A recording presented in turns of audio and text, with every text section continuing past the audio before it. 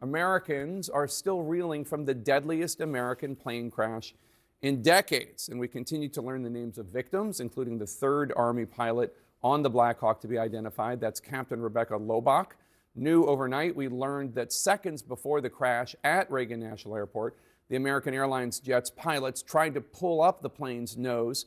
That suggests that the pilots might have just then seen the Black Hawk helicopter moments before the tragic impact. Joining me now is somebody who's having an incredibly busy and rough first few days in the job, new Transportation Secretary Sean Duffy, a former congressman from Wisconsin. Secretary Duffy, thanks for joining us. So let's start with the news today. The FAA warning system that sends alerts to pilots about conditions that could affect the safety of their flights.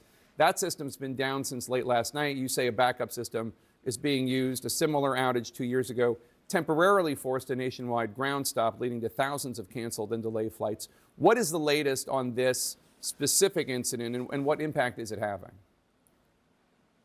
Yeah, so first, Jake, I want to send my condolences, my deepest condolences to the families who lost their loved ones during the air disasters this week. I also want to say thanks to the first responders who responded so quickly. They are patriots, they're heroes. I want to say thank you to them as well. But to the NOTAM system, your question, it went down last night. A backup system was activated. As of right now, the lead system is online and working. This is the system where pilots download their information, their flight details before they fly. So if the NOTAM system doesn't work, planes don't fly, but there was minimal disruption. But again, as you mentioned, this has gone down a couple times over the last 2 years. There's a process in place right now to get this system fixed. We want to expedite that and get this new system in place. This is an old system that needs to be upgraded. Let's turn to the investigation of the crash Wednesday night at Reagan National.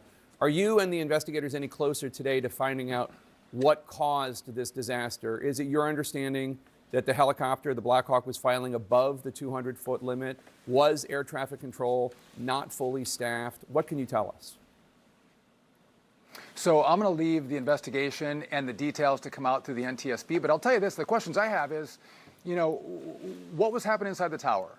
Were they understaffed? Was it a right decision to consolidate the positions of the air traffic controllers from 2 to 1? Those are questions that we need answers to. And the position of the Black Hawk, the elevation of the Black Hawk. Were the pilots of the Black Hawk wearing night vision goggles? Did it affect their peripheral vision or their perception? Also, if they did have night vision goggles on, why are they flying at 9 o'clock at night when DCA is so busy? They should be flying at 1 o'clock in the morning.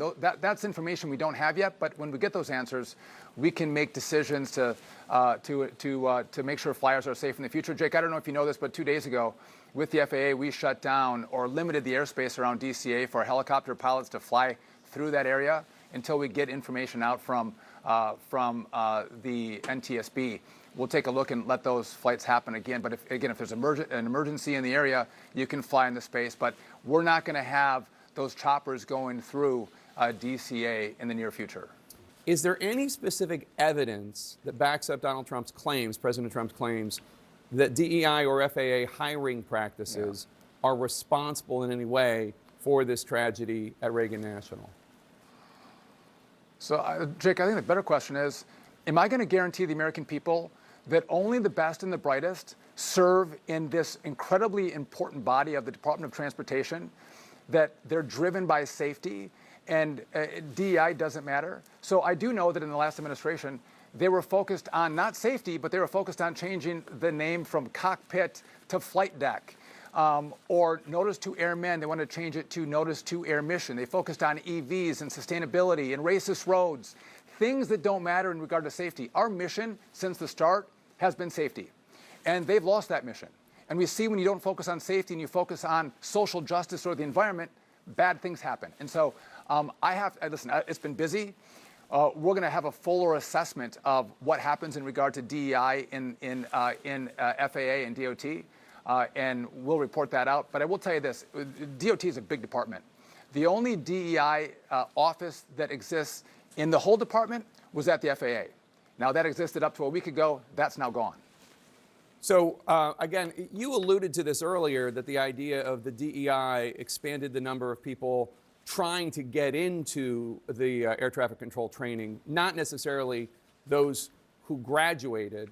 The head of the National Air Traffic Controllers Association says that all air traffic controllers are subject to rigorous training and that, quote, the standards to achieve certification have nothing to do with race or gender or anything else. So it sounds like you're saying that there isn't any evidence right now that this affected the accident because it's so early. You'll let us know if there is any, but I just don't know of any evidence. And if there is some, please tell us that DEI had anything to do with the tragedy itself. What I'm talking about is the mission of safety. And on your airplanes, Jake, or your air traffic controllers, or anyone that works at CNN or anywhere else, they do want the best and the brightest. They will not sacrifice that. You can have DEI in water coolers and universities. I disagree with that. But lives aren't impacted with DEI at universities. It is impacted here. And so my commitment to the American people is, I don't care your race, your religion, your color, your sex, your sexual preference. I don't care about any of that. I just want the best and the brightest keeping Americans safe. And that should be the standard in this department, and that's coming back. That's what we're bringing. We're going back to our mission of safety. And so back to we're talking about the FAA and the staffing levels. So under the Obama administration, they did change the recruitment standards and brought more people in, but less people were certified. That caused a shortage in the system. But also, they lowered, this is the Obama or the Biden administration, they lowered the entrance exam scores to get people into air traffic control. We only have so many slots in the academy. I want to get the best people into the academy that can pass the test, get into towers, and not wash out. So we have people in towers to keep people and flyers safe. So staffing has been an issue in air traffic control stations since at least 2006. Because there was a wave of retirements under President Bush. The FAA says staffing has declined by 10% over the last decade, including in the first Trump administration, and lots of reasons why: the sequestration deal between President Obama and Republicans, repeated government shutdowns, the pandemic, all of that. Hiring did increase under President Biden of air traffic controllers. We just put up a chart there. And I guess one of the questions I have is, one of President Trump's first actions in office was to implement a government-wide hiring freeze, offered blanket buyouts to federal employees, which did impact FAA and NTSB. I'm not saying it had anything to do with this accident, but it has impacted those agencies. No, it didn't. Jake, it hasn't. So, well, I was going to say there is a report that you lifted the freeze and that you lifted the buyout offers. So tell us more about that. So I will. So in regard to the employment freeze, we had almost 1,200 positions that were critical safety positions that were exempted. Those included air traffic controllers. Actually, this last week, we had new air traffic controllers that were hired. We also had postings online to bring in new air traffic controllers. So air traffic controllers were exempted from a hiring freeze, as well as other safety positions like inspectors. In regard to offers for people to take early retirement, for our department, actually, the critical positions in regard to safety are not offered that early retirement. We're going to keep all our safety positions in place, no early retirement. We're all going to stay and work and make sure our skies are safe.